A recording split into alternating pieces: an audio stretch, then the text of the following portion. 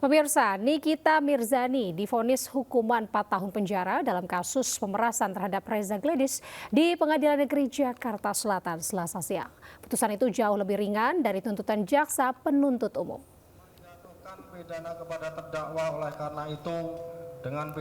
Dalam sidang putusan yang Selasa kemarin digelar Pengadilan Negeri Jakarta Selatan, Nikita divonis 4 tahun penjara. Nikita ini terbukti melakukan pemerasan terhadap Reza Gledis. Vonis 4 tahun ini jauh lebih ringan dari tuntutan jaksa penuntut umum yang menuntut Nikita dengan hukuman 11 tahun penjara. Nikita juga dijatuhi pidana denda sejumlah 1 miliar rupiah.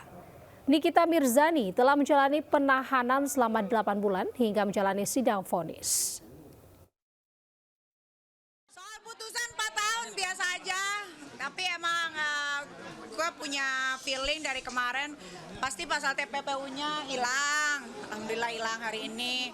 Ya nggak tahu juga ya, Pak Hakim kemarin kan udah diperlihatkan secara gamblang di persidangan, ada saksi ahli, saksi-saksi yang didatengin juga kan jelas duduk permasalahannya apa. Tapi ya sudahlah, itu kewenangan Bapak Hakim yang mulia, biarin aja. Ada banding? Kecewa yang enggak juga sih, biasa aja sih. Kalau banding pasti ya. Nggak terima lah. Tapi ya udah, mau gimana lagi? Ironisnya pemirsa, bantuan sosial yang diberikan untuk meningkatkan kesejahteraan masyarakat nyatanya malah dijadikan modal judi online. Tidak main-main, di Jakarta 5.000 penerima bansos terlibat judi online dengan nilai transaksi mencapai triliunan.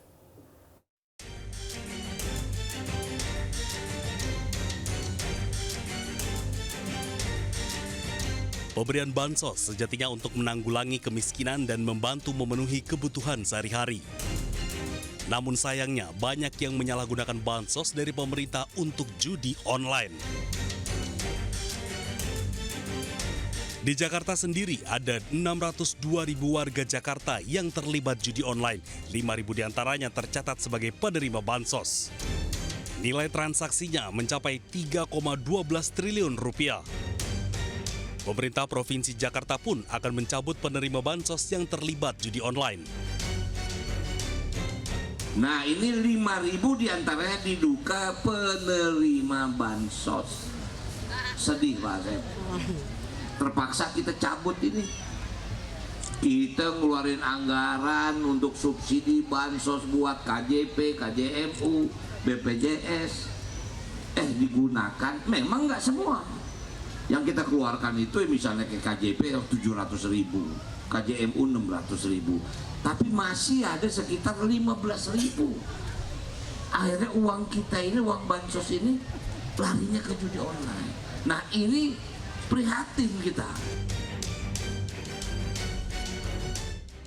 Fenomena dana bantuan sosial yang disalahgunakan untuk judi online disebabkan banyak faktor. Salah satunya lemahnya sistem distribusi bansos yang rentan penyalahgunaan.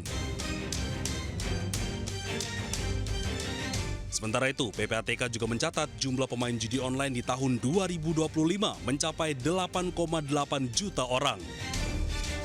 71,6% pemain judi online berpenghasilan di bawah 5 juta rupiah.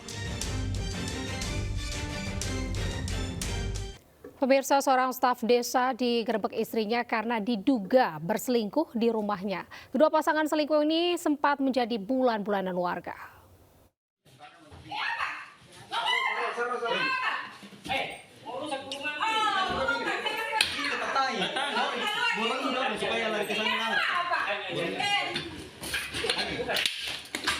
Sudah, tarik ke sana. Tariknya. Ya.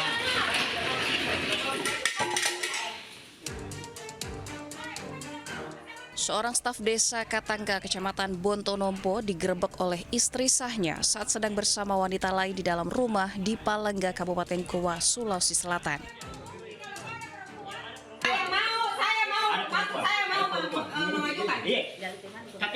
Bukan tidak mau. Bukan tetangganya, bukan tetangganya. Karena ini kok melanggar aturan. Kau berzina di dalam. Keributan pun terjadi saat pria 48 tahun tersebut membuka pintu rumah. Polisi yang menerima laporan warga langsung ke lokasi mengamankan pelaku bersama wanita selingkuhannya ke Mapolres Goa. Ya, belum begitu, ya, belum begitu. Ya, belum begitu. Ya, belum begitu.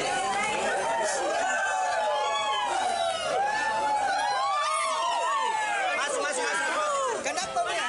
Bawa ke Polres, nah. Oknum staf desa dan wanita diduga selingkuhannya sempat menjadi bulan-bulanan warga. Dari Goa, Sulawesi Selatan, Bukma, iNews melaporkan. Pemirsa, pasca banjir bandang yang menerjang sejumlah wilayah di Kabupaten Sukabumi, Jawa Barat, sejumlah warga mulai membersihkan rumah mereka dari material banjir. Hingga kini BPBD Kabupaten Sukabumi masih terus mendata jumlah korban yang terdampak bencana tersebut.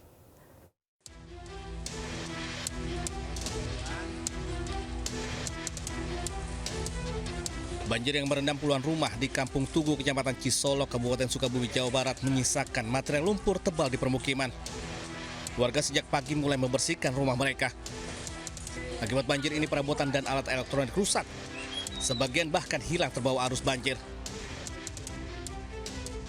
Sejumlah kendaraan roda 2 maupun 4 rusak parah. Saat ini warga yang rumahnya tidak bisa ditempati terpaksa mengungsi di rumah kerabat, tetangga dan saudaranya. Ibu ke sana langsung air itu. Airnya dari mana itu, Bu? Airnya dari sana, dari belakang. Ada tuh mana yang bisa diselamatin. Berarti semua pakaian. Pakaian juga tuh pada hancur lemarinya.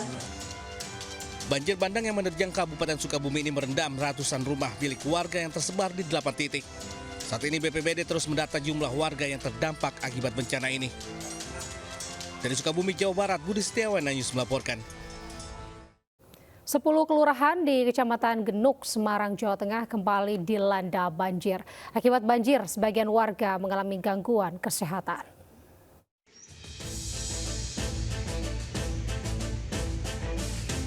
Banjir kembali melanda Kecamatan Genuk, Semarang dengan ketinggian air mulai dari 40 hingga 50 cm.